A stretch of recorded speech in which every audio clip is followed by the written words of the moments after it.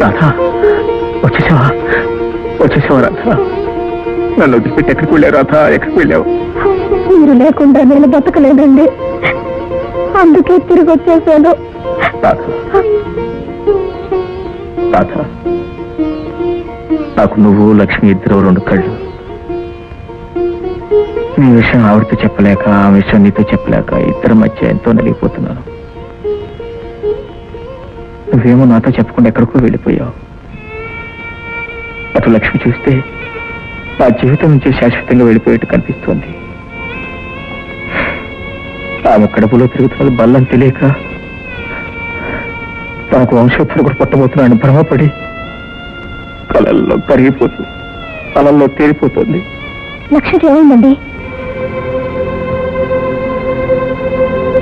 Cancer. అవును రాధా, లక్ష్మి క్షణక్షణం మృత్యువు కబళించేస్తోంది. ఈ కౌకిల్లో తలదాచుకున్న గుండె బరువు తగ్గే వరకు తనివితే రాయడవాలనుంది. నన్ను వదిలిపెట్టి వెళ్ళొద్దు, నన్ను ఒంటరి చేయొద్దు. ఈ జీవితంలో మహాసముద్రాన్ని నీ తోడు లేకుండా నేదలేను రాధా, నీ తోడు లేకుండా నేదలేను. నన్ను వదిలిపెట్టి వెళ్ళొద్దు రాధా. రాధా ఏమిటండి, రాధ కల్లో కనిపించిందా? లేదు లేదు. మీరు పైకి చెప్పకపోయినా మీ మనసు నాకు తెలుసండి. పడుకోండి.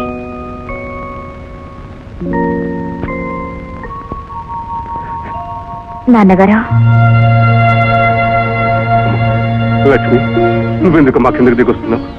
నన్ను పిలిస్తే నేనే వచ్చేవాడిగా. అసలే నువ్వు వచ్చి మనిషి కూడా కాదు. ఏం కావాలమ్మా? నాన్న, నేనేదైనా సహించగలను గాని నా భర్త మొహంలో విషాదాన్ని మాత్రం భరించలేను. ఇప్పుడు ఏం జరిగిందమ్మా? జరగబోయేది ఆపడానికే నాన్న. మీరు వెంటనే రాధ చాట తెలుసుకోండి. అమ్మా, సాగర మథనంలో హాలాహలం తర్వాతే అమృతం పుట్టింది.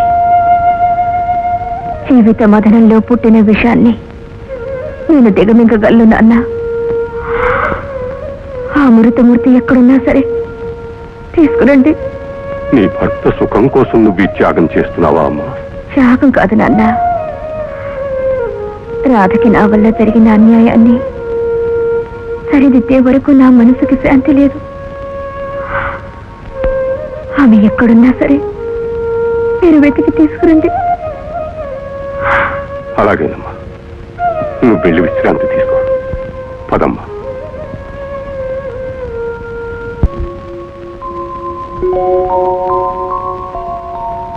ఇప్పటి నుంచి ఆమెకు అప్పుడప్పుడు హై టెంపరేచర్ వస్తుంది, మగట కమ్ముతూ ఉంటుంది, ఒళ్ళంతా చెమటలు పడుతుంటాయి.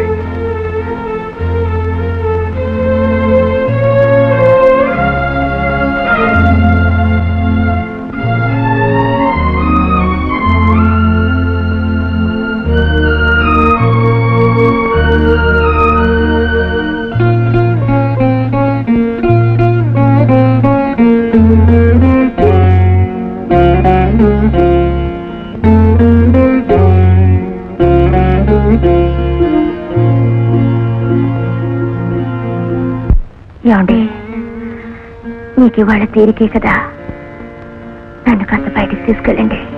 నువ్వు బెడ్ పై నుంచి కదలకూడదని డాక్టర్ గారు చెప్పిన మాట మర్చిపోయావా? మర్చిపోవడం కాదండి, 24 గంటలు ఇలా పడుకొని ఉండడం ఎంత ఇబ్బందిగా ఉంటుందో మీకు తెలియదండి. పైగా ఏమిటి లక్ష్మి, మాట మధ్యలో ఆఫ్ చేసేవి? నేను కదలకుండా పడుకున్నా వీడొక్క క్షణం ఊరుకోవడం లేదు. ఎలా కదులుతున్నాడో చూడండి. పుట్టక ముందే ఎంత అల్లరి చేస్తున్నాడో చెప్పలేం. వాడి చిట్టి చిట్టి కాళ్ళతో ఎలా తంతున్నాడో చూడండి చూడండి.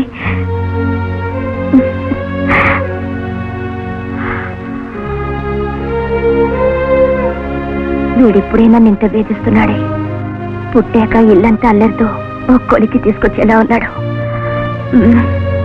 అప్పుడు నా వల్ల కాదు, మీరెత్తుకొని ఆడించాల్సిందే. లక్ష్మి, లక్ష్మి, నువ్వు వేసుకున్న ఆశల పందిరి చూస్తూ ఉంటే మీరు ఆనందంతో ఎంత పొంగిపోతున్నారో నాకు తెలుసండి. సిగ్గు విడిచి అడుగుతున్నాను అనుకోకపోతే నాతో చిన్న కోరిక చెల్లించండి. చెప్పు లక్ష్మి, నువ్వేమడిగినా చేస్తాను. నీకు తీరని కోరికంటే మిగల్చను.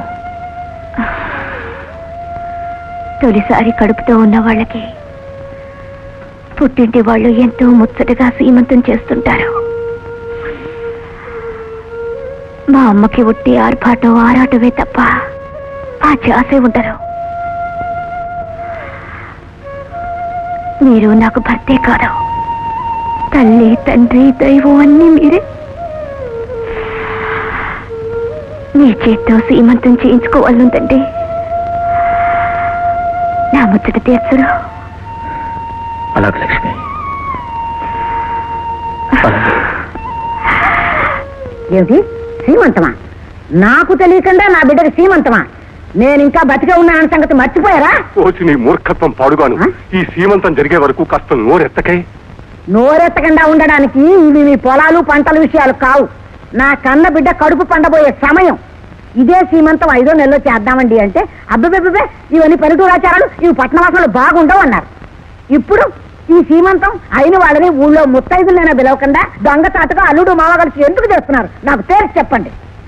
ఏమని చెప్పమంటావే? దాని కడుపులో పెరుగుతున్నది బిడ్డ కాదు గడ్డ అని చెప్పమంటావా? అది ఆట్టే కాలం బతకదని చెప్పమంటావా? ఏమిటండి మీరు మాట్లాడేది? ఏమండి నిజమేనా? నిజమా? అయ్యో అయ్యో తల్లి లక్ష్మి, అయ్యో అమ్మా, అందుకేనే ఇది వింటే నువ్వు గుండె పగిలి ఏడుస్తావని. అది కనుక వింటే ఈ 4 రోజులు కూడా బ్రతకదే చెప్పలేదు. అమ్మా లక్ష్మి, నా తల్లి తల్లి. అత్తయ్య, కన్న తల్లి కడుపు తీపి నాకు తెలుసు. అందుకే ఈ విషయాన్ని మీకు తెలియకుండా దాచాం.